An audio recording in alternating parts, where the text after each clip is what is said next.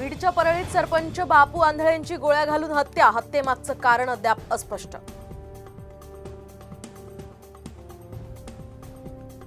गोंदियातल्या नवे गावात पीठगिरणी मशीनमध्ये ओढणी अडकून महिलेचा दुर्दैवी मृत्यू, घटनेमुळे सर्वत्र हळहळ।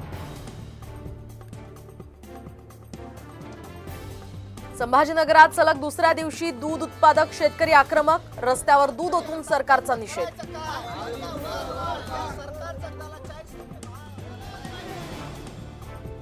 तर दूध दरवाढीसाठी नाशिकमध्येही राष्ट्रवादी काँग्रेसच्या शरद पवार पक्षाचं आंदोलन, आंदोलक शेतकऱ्यांसह गायी घेऊन थेट जिल्हाधिकारी कार्यालयावर।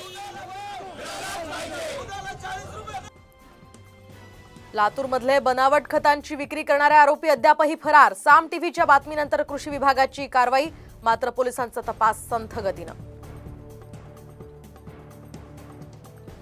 पुण्यातल्या नामांकित पबमध्ये पोलिसांची छापेमारी, परवाना रद्द असताना सुद्धा मद्याची विक्री सुरूच।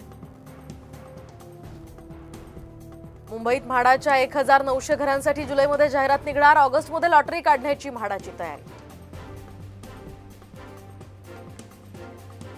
आयएएस अधिकारी स्वतःला सर्व विषयांमधले ज्ञानी समजून सरकार स्वतः चालवत असल्याचा आवांटात नितीन गडकरींनी आयएएस अधिकाऱ्यांना सुनावलं। अर्थसंकल्पाच्या मंजुरीच्या आधीच जीआर काढून मुख्यमंत्र्यांनी पटलावर ठेवला, तर हा सभागृहाचा हक्कभंग, विरोधी पक्षनेते विजय वडेट्टीवार यांची टीका।